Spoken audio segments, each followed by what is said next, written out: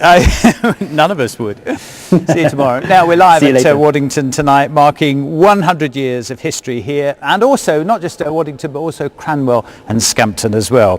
This is the Sentinel, one of the most sophisticated top secret planes in the modern Air Force. It's used to provide intelligence about what's happening on the ground from a very high height of 40,000 feet. The plane is based here at Waddington and is used in the fight against terrorism at the moment. It's just one example of how important a role this base plays, and also the others have within the modern RAF and the history of the nation's defence. In this next film there is some flash photography. From the early days of flight to the state-of-the-art aircraft we're more familiar with today, Lincolnshire has been at the forefront of the UK's air defence for the last 100 years. The stations here at Waddington, as well as at Scampton and Cranwell, were opened as training bases in 1916. But it was during World War II that Lincolnshire truly became Bomber County. After 1945, Waddington would remain a bomber station, becoming home to the Vulcan in the late 1950s until the 1980s. RAF Cranwell continues to be the centre for air crew and officer training, including Prince William. While Scampton is best known as home to the world-famous Red Arrows, who are currently entertaining crowds as part of a tour of the Far East.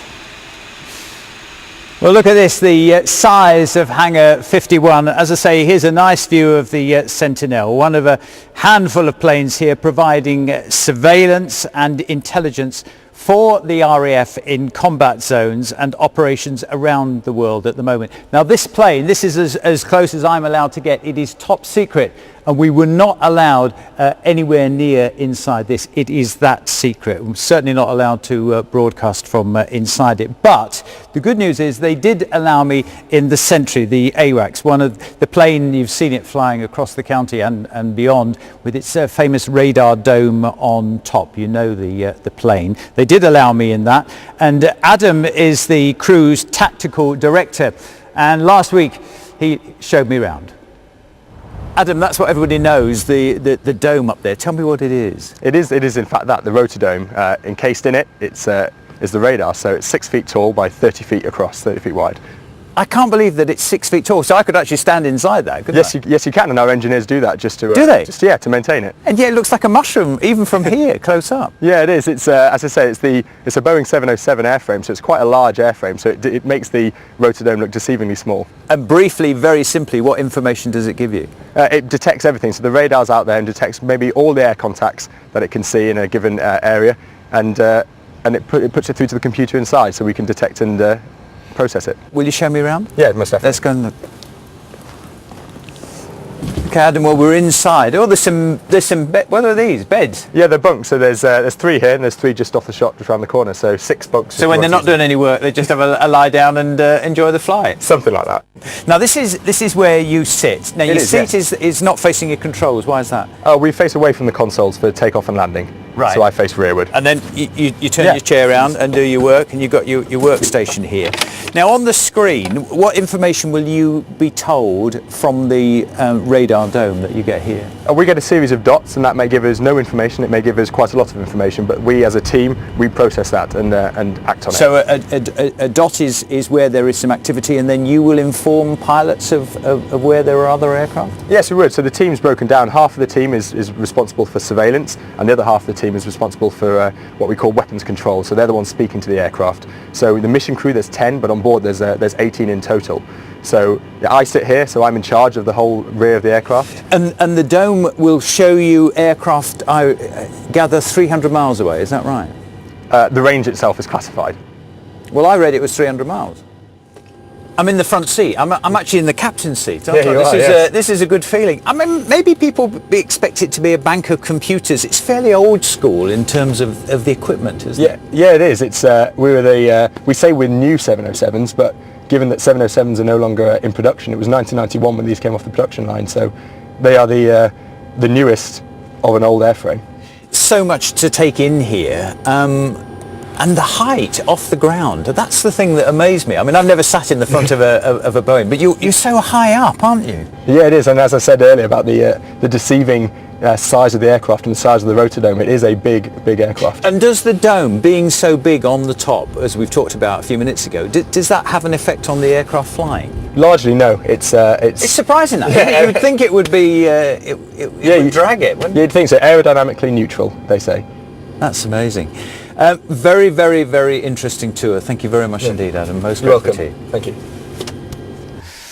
And it was good to talk to him. When I said 300 miles, I was pushing it, and of course it is top secret information.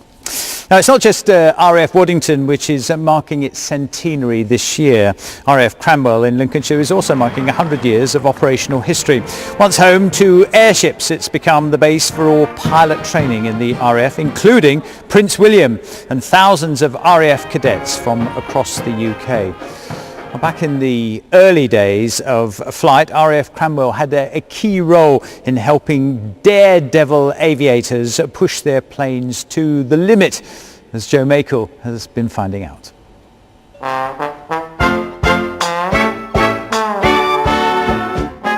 A kind of aviation fever had gripped the world. Daredevils performed dangerous stunts, and the RAF put on displays of skilled formation flying. This one was above Grantham.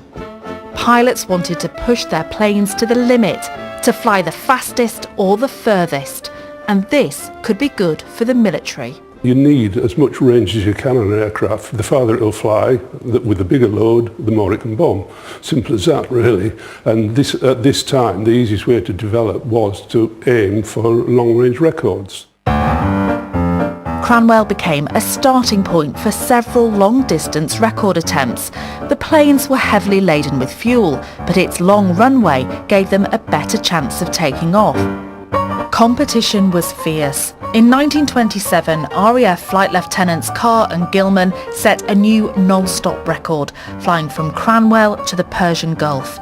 But within hours, it was smashed by American Charles Lindbergh. He'd done New York to Paris. And the fever wasn't just affecting men.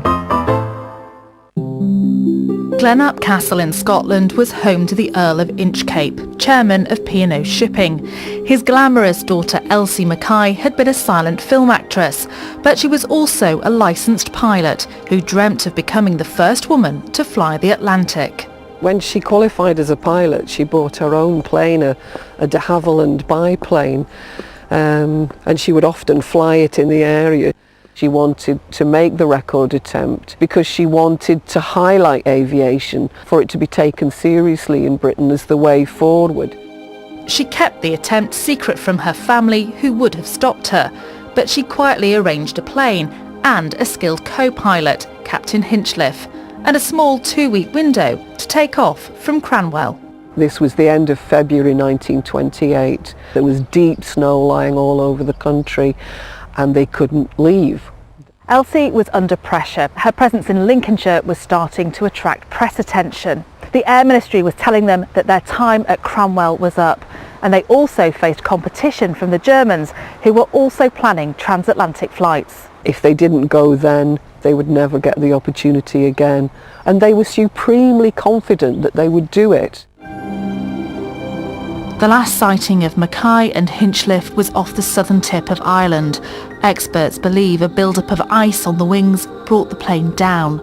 But what if she'd made it? We would know her name, like most people know that it was Amelia Earhart who was the first to cross the Atlantic. It was Elsie Mackay the first crossed the Atlantic. If Elsie had succeeded, she'd have beaten Amelia Earhart by 3 months, and she'd have given Cranwell another very special place in aviation history. Some incredible stories and memories and pictures there, and it has been great to mark the work of the RAF on the programme tonight. Now, 5 minutes to 7, let's have a reminder of the main national and regional headlines. As Lincolnshire's typhoons are set to rejoin the fight against Islamic State, the government says the RAF in the county is on the front line of national defence. And empty waiting rooms across our area as hundreds of appointments and operations are cancelled because of a computer virus. The weather for tomorrow, a chilly start with a few mist and fog patches, brightening up as the day goes along with some sunny spells in the afternoon, much like today really. Top temperatures at best around 10 Celsius, 10 is 50 Fahrenheit. Just reading some of your comments here when you knew we were going to be at Waddington. Lots of people being in touch. Danny says, amazing aircraft and people that keep us safe while we are sleeping. Wonderful tribute there from Danny. Nina says, hi Peter, I would like to say thank you to all at the RAF. Good messages tonight. Steve says, memories of this place. He says, 2 years ago, RAF Waddington, I saw the amazing sight of 2 Lancasters and a Vulcan together. Once in a lifetime treat. Thank you very much indeed for those. And by the way, thanks to everyone at Waddington for allowing us here and making this broadcast possible. When you think of everything that they're doing here and the current security and the way this base is operating, we pay tribute to them. Thank you for watching. Have a nice evening. Join me later if you can at 10:30. Good night.